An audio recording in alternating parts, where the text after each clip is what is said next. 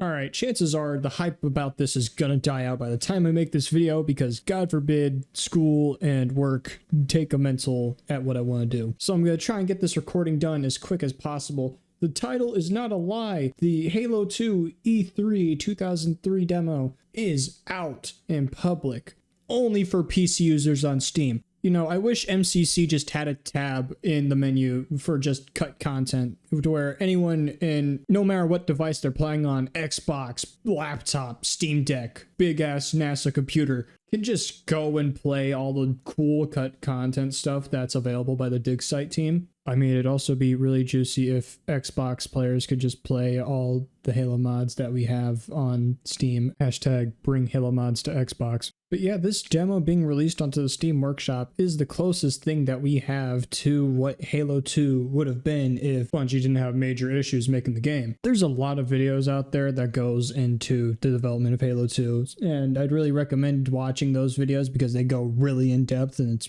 really cool to watch. But a little TLDR of what happened after the E3 demo. Basically, Bungie realized that the engine that is running for Halo 2 at the time whenever they're developing would not work for the Xbox. It was too much for the Xbox to handle. And because of that, they had to scrap majority of the entirety of Halo 2 that they had, which is also why Halo 2 ends on a cliffhanger. Halo 2 was supposed to be the game to end on. It was going to have the whole climax, conclusion, yada yada da. It was going to go down a completely little different path. But because they had to restart and make the entire game basically within the span of 9 months, we got what we got. I've only looked at a little bit of the storyboard stuff for the original Halo 2 story and what it was supposed to be. And while I think it would be really cool to go down that path, I'm very glad that we managed to get Halo 3 because Halo 3 within itself was a revolutionary game for multiplayer, like Halo 2 was, in the sense that it started it in a mainstream way for consoles. But Halo 3 and the Xbox 360 amplified that with all the oodles of additions to sharing and communication and all that stuff that you can have with your friends and other players.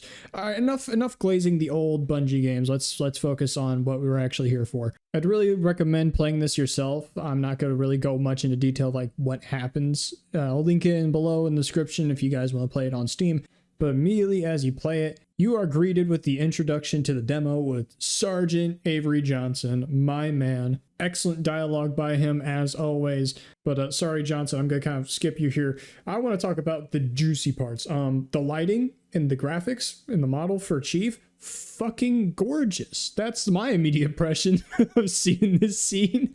But yeah, you drop down from the Pelican, the Marine brings you around, you shoot things, you do all the stuff in Halo 2, the video game. I think majority of you guys that are watching this have seen the E3 2003 demo before, whenever it was the video of it whenever it was first shown out to everybody, or you've seen other people play this new released version of the E3 demo and you're just now coming to this video because it came in your recommendations. Either way, I'm not going to go in depth and really like what's going on in this demo since it's pretty redundant, but I am going to go over some major differences or surprising or at the very least silly things when playing this demo. The first thing that I want to bring to your guys' attention is that you're able to have dual SMGs in your reserve slot for your secondary. I didn't really realize that whenever I watched the E3 2003 demo back whenever I watched it for the first time, but you don't drop the second SMG that you have in your hand. You always have it in the back pocket. I mean, it's understandable, like Bungie wants to show off the coolest parts of Halo 2. No game has really had anything like this before. And if they can squeeze as much screen time as they can with this, they're gonna do it. Which, speaking of dual wielding, this second thing is gonna sort of tie into this, but you can't pick up any weapons off the ground. Whether it be a grunt or jackal dropping a plasma pistol or a brute dropping a brute shot, you can't grab any of those weapons off the ground, which I have a feeling this is likely not just the Dig Site team just restricting it for no reason. I feel like that the Bungie team did it for this as well because maybe first-person animations weren't done for these guns, or some sort of functionality to where the player can use it is not there for the gun. Or maybe the developers just felt like they didn't want to present everything that they had at their arsenal just yet, just to present all the cool stuff so like it would build up hype, and then once people get their hands on Halo 2, they would be able to experience way more cool stuff. I don't know. That's just probably me making conspiracies for the sake of making conspiracies. Yo, Ersog here. Apparently there's a secret sniper within the level, so I kind of lied, but at the same time, I'm still kind of right. I just want to put that in here because I do not want to spread misinformation. Anywho, funny thing here, sometimes you can just melee the Marines, and sometimes their collision would just disappear. And their animation, whether it just be them injured laid on the ground or them running or something like that, they would just stop. And so it would just be a frozen little model of them standing there menacingly. And it's worse because they can blink. I don't know why they can. But yeah, that's a funny little bug I noticed.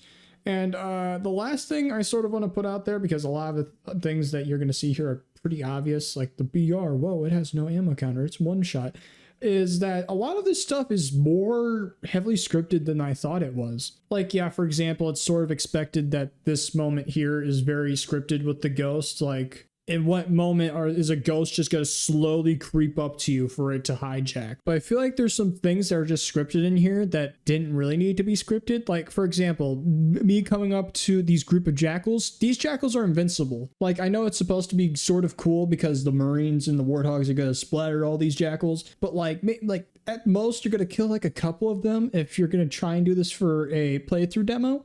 So I feel like they're just doing too much here. And another thing I'm just going to pull out of my ass because I just know this. Immediately after you get in the Warthog, you see all these shadows coming up. The front shadow, not the back shadows, not the second one or the third one behind it. The front shadow is completely invincible. I feel like, yeah, like sure, it would ruin this whole moment here where you get up and you destroy it completely. Like, yeah, whoa, that's a totally cinematic moment, dude. But like, I feel like Joseph Stain, I think he was the one playing the tech demo, right? Joseph Stain could have just focused on like the two shadows behind that shadow and it would have played out just fine. But yeah, that's pretty much all the oddities I could find from this E3 demo. Overall, a very historical and astronomical thing to get for not only just like the Halo community and like the preservation of the Halo content with the E3 demo, it's just a revolutionary thing in general. No demo like this has been made publicly, and if it has, it hasn't been endorsed by the developers or the IP holders of Sid franchise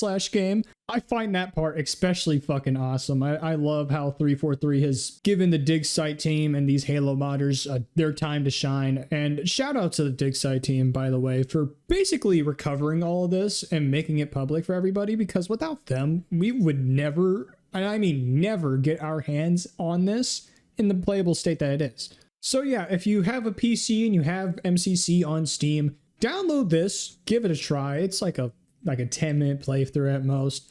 As much as it looks really similar to how Halo 2 is now, it's really unique, and you should definitely try it out if you can. I'm sorry, Xbox players, I wish you could play this. But if you guys enjoyed this video or found it helpful, consider liking and subscribing, and I'm gonna head out. Peace!